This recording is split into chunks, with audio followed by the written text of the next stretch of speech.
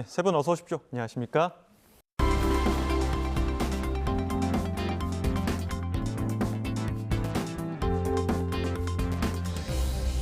뉴스 리뷰 Y 시작해 봅니다. 먼저 김은정 시청자 평가원이 가져오신 오늘의 주제부터 들어봅니다.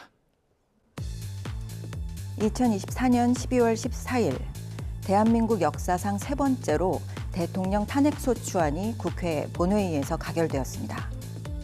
상황이 급변하고 불확실성이 커질수록 어느 때보다 많은 시민들이 공신력 있는 언론의 보도와 해설을 찾았습니다.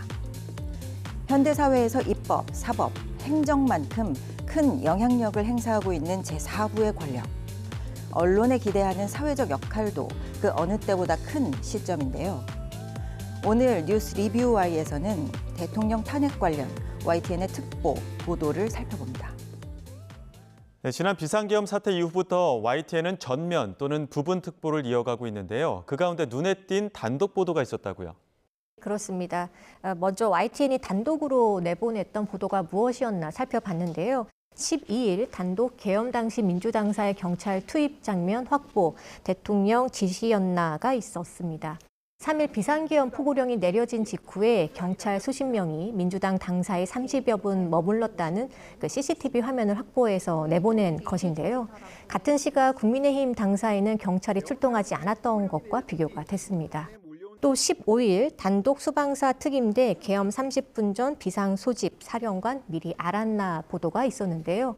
계엄 당일 국회에 투입된 수도방위 사령부 특임대대가 이 비상계엄 선포 30분 전부터 비상 소집한 사실이 파악됐다는 내용이었습니다. 이진우 수방사령관은 YTN을 틀어놓고 있다가 대통령의 긴급담화를 받다고 이야기했었는데요. 이미 계엄 선포 30분 전에 비상 소집했었다라는 사실을 파악했다는 내용입니다. 수방사 간부들이 계엄을 사전에 파악해 조직적으로 움직였을 가능성이 제기되는 대목입니다. 긴박했던 시기, 또 사안의 중요성, 긴급성을 고려하면서 이 문제적 진실에 더 다가가기 위한 보도의 노력이 필요했던 시기였다는 생각입니다. 보다 중요한 사실이 단독 보도로 밝혀지게 된 건데, 지난 토요일 탄핵소추안이 넘어온 직후부터 특보 체제로 전환해서 실시간 보도를 이어가고 있습니다. 관련 보도는 어땠는지 살펴볼까요? 2024년 12월 14일 YTN은 오전부터 윤석열 대통령에 대한 탄핵 표결을 집중 조명하는 뉴스 특보를 반영했습니다. 저도 오전부터 종일 YTN 뉴스 특보를 틀어놓고 예의주시했는데요. 이날은 지난주 특보 방송과 마찬가지로 광고도 없이 각 지에 나가 있는 기자들을 연결해서 실시간으로 속보를 전해주었습니다. 스튜디오에는 전문 패널이 출연해서 진행 상황과 방금 들어온 소식을 해설해 주었고요. YTN 뉴스 특보 체제를 지켜보다가 몇 가지 장점을 발견했습니다. 첫 번째, 특보 체제 방송을 보며 발견한 장점은 시시각각 변화하는 상황에 대한 실시간 정보 전달입니다. 특히 이날은 국회 본회의장, 각 정당 의원 총회 장소, 대통령실, 또 관저, 그리고 시민 집회가 열리고 있는 여의도와 광화문에 취재진이 나가 있었는데요. 변화가 감지될 때마다 현장을 실시간으로 연결해서 현장감 있는 뉴스를 제공했습니다. 시청자들은 새로운 소식이 들어올 때마다 지속적으로 최신 정보를 업데이트하면서 상황을 다각도로 이해하고 판단할 수 있었습니다.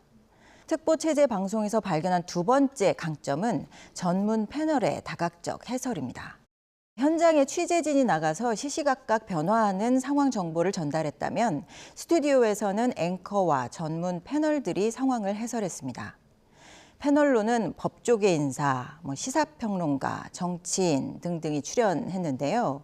이날 표결을 앞두고는 자막과 해설로 대통령 탄핵 소추의 법률적 의미와 향후 법적 진행 절차에 대해서도 해설했는데요. 탄핵소추안의 법적 의미와 향후 전개될 상황에 대해서 이해할 수 있게 해주는 유익한 대담이었습니다. 보도 내용을 하나씩 살펴보면요. 이 YTN이 2차 탄핵부터 가결까지 어떻게 보도했는지 살펴봤습니다. 12일 보도인데요. 윤 탄핵안 보고 늦춘 이유, 장관 탄핵, 특검은 속도전 제목입니다. 1차 탄핵안 이후 국정원과 군 간부들의 계엄 폭로가 잇따르면서 예정보다 발의 시점이 늦어진 것으로 보인다라는 보도였습니다. 그리고 지난 14일 국회에서 대통령 윤석열 탄핵소추안이 가결됐죠. 14일 보도입니다. 이 찬성 204명, 윤 대통령 탄핵안 가결, 이제 공은 헌재로입니다. 204명이 찬성표를 던졌는데 이 비상계엄 선포로 인한 윤 대통령 파면 여부가 이제 헌법재판소 판단으로 남겨두고 있다고 보도했습니다. 자, 현재 대한민국 위기 극복을 위해서 여야는 물론 온 국민이 힘을 모아야 할 때가 아닌가 싶은데요. 자, 그러다 보니 정치인의 목소리를 직접 듣는 대담이 최근 많습니다.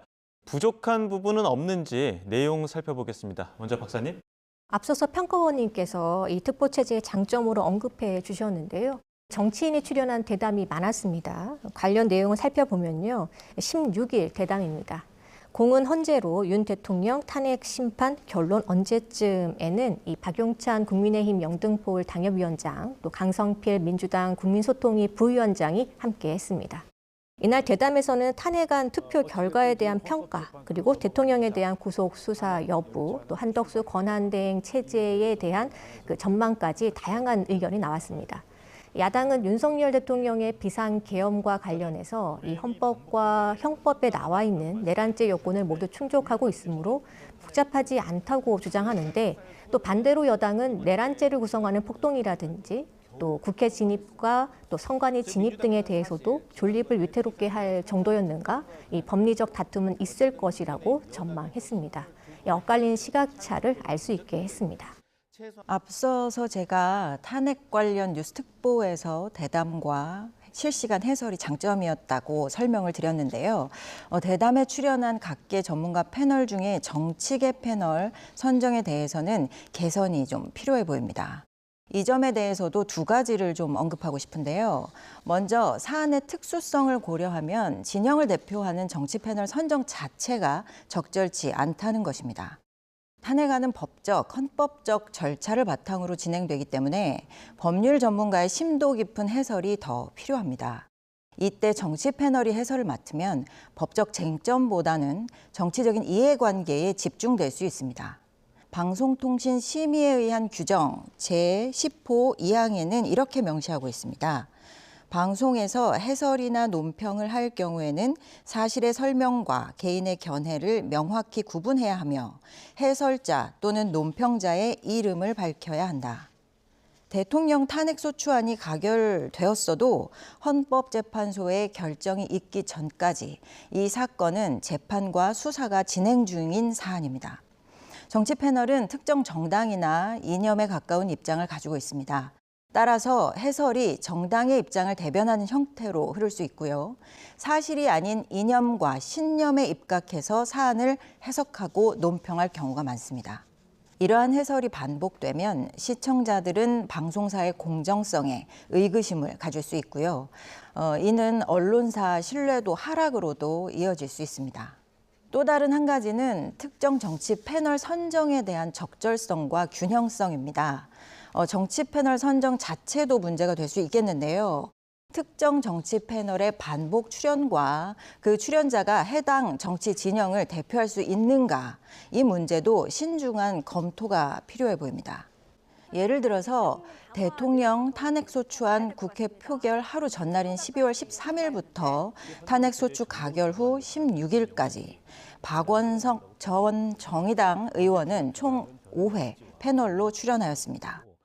박원석 전 의원의 상대편 패널로는 각각 최수영 20대 대통령직 인수위 전문위원, 정오김 전 새누리당 의원, 김기흥 전 대통령실 부대변인, 이준우 국민의힘 미디어특위위원이 각각 출연했습니다. 패널 특성상 정치적 관점에서의 해설을 염두에 둔 대담이라고 판단이 됩니다.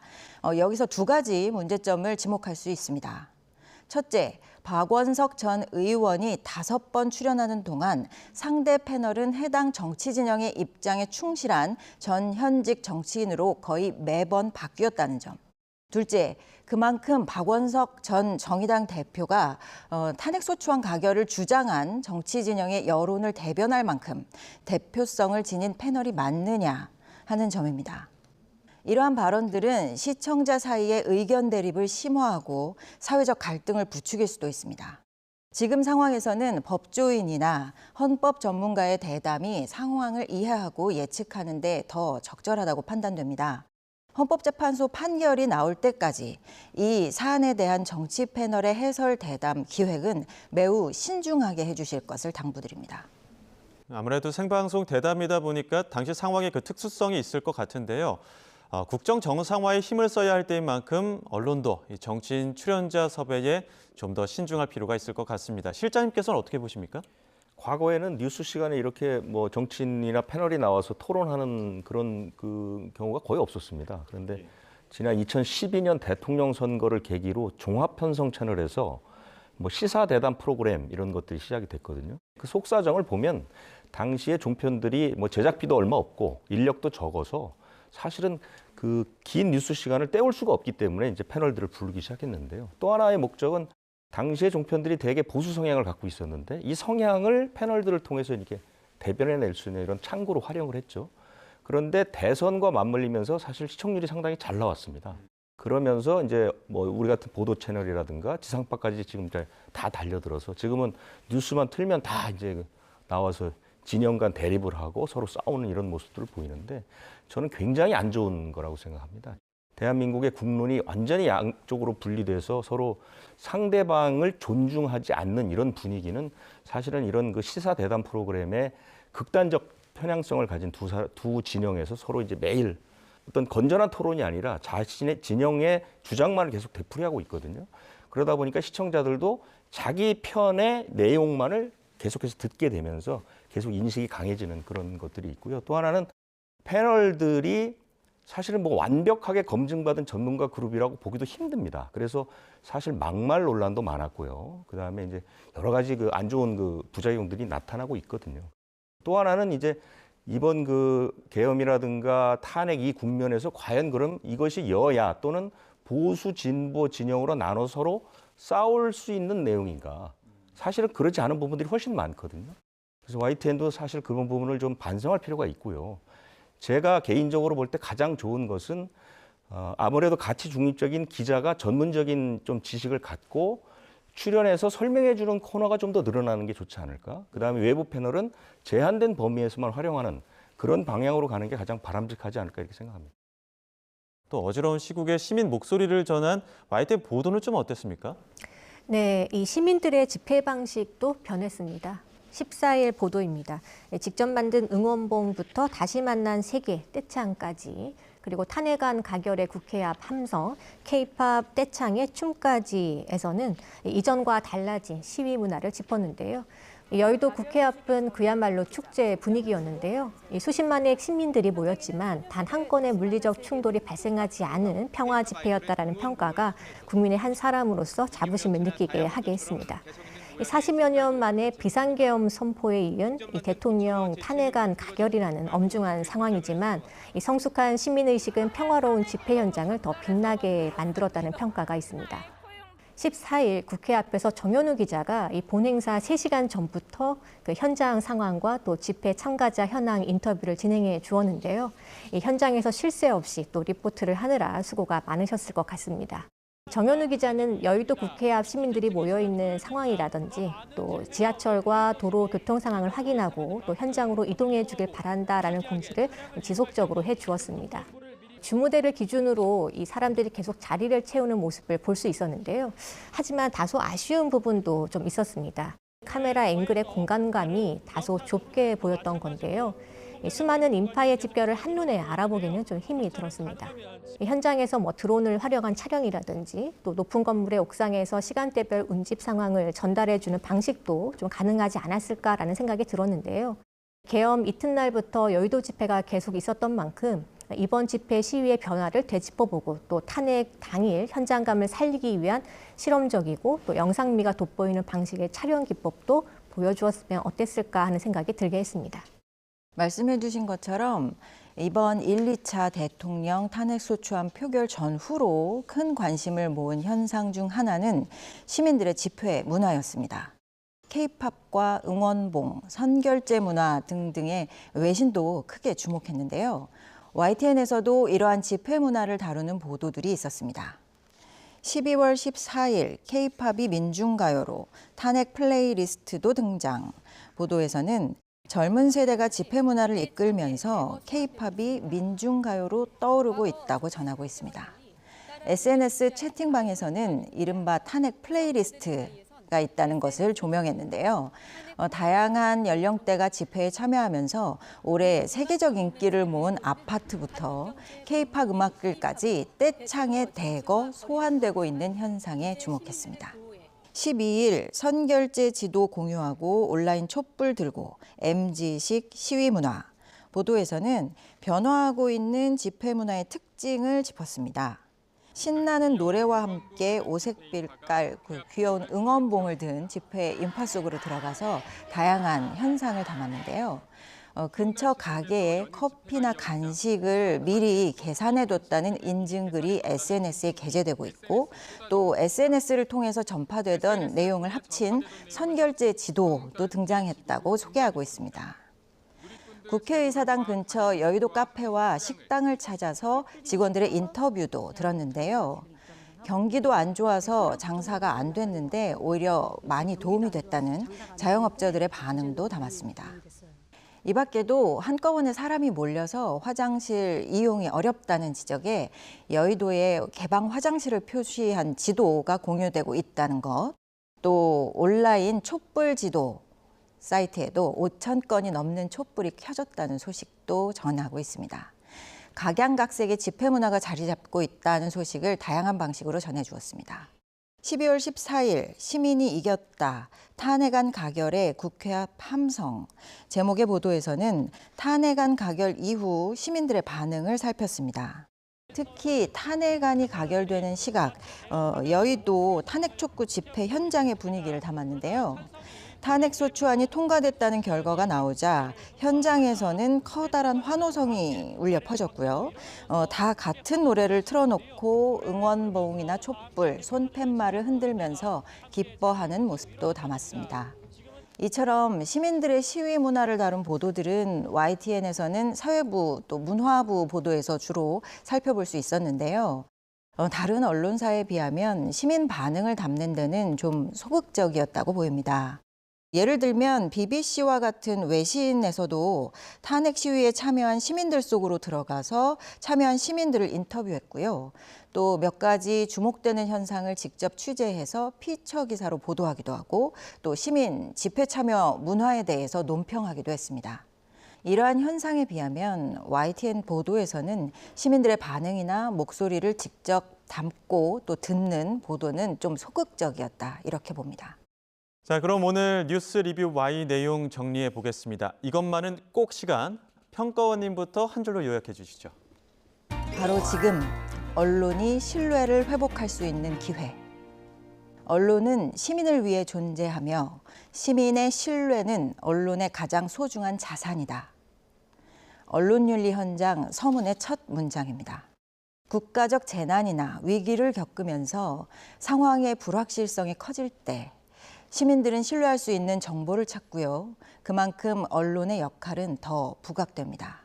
시민을 위해 존재하는 언론이라는 시민 대다수의 상식과 기대를 언론이 저버렸을 때 시민들은 언론에 대한 신뢰를 거두게 되고 언론은 가장 큰 자산을 잃게 됩니다. 세월호 참사 이후 언론을 향하던 멸칭과 비판을 언론인들은 뼈아프게 기억하실 겁니다. 뉴스와 보도에 대한 시민들의 관심이 어느 때보다 큽니다. 보도 전문 채널로서 YTN이 시민의 신뢰 자산을 쌓을 수 있는 좋은 기회이기도 합니다. 민주사회에서 제4부 권력기관으로 언론이 담당해야 할 역할, 그 상식을 YTN이 무겁게 인식하고 실천해 주시길 부탁드립니다. 네, 언론의 책무에 대한 막중한 인식 다시 한번 짚어주셨는데요. 자, 이번에는 김수정 박사님 한 줄 평 들어보겠습니다. 탄핵 가결, 언론 중요성 더 커졌다. YTN 내부에서도 이번 탄핵 전국에서의 보도가 어땠는지 내부적으로 차근차근 되짚어 보았으면 합니다. 이 탄핵 가결이 문제 해결이 아니므로 이 헌법재판 결과가 나올 때까지 진실 추구를 위한 노력을 계속 기울여 주시길 바랍니다. 시민들이 궁금해하고 또 시민들에게 설명이 필요한 이슈에 대한 정확하고 빠른 보도가 필요한 때입니다. 긴박하고 어수선한 상황에서 정치적 셈법에 따라 표리부동할 수밖에 없는 정치인의 발언이나 또 기관의 입장을 그대로 전달하는 것이 아니라 질문을 던지고 또 진지하게 해석해 보려는 적극적인 태도를 보여주시길 간곡히 부탁드립니다. 네, 잘 들었습니다. 오늘 뉴스 리뷰 Y 순서는 여기서 마치도록 하겠습니다. 세 분 말씀 잘 들었습니다. 고맙습니다.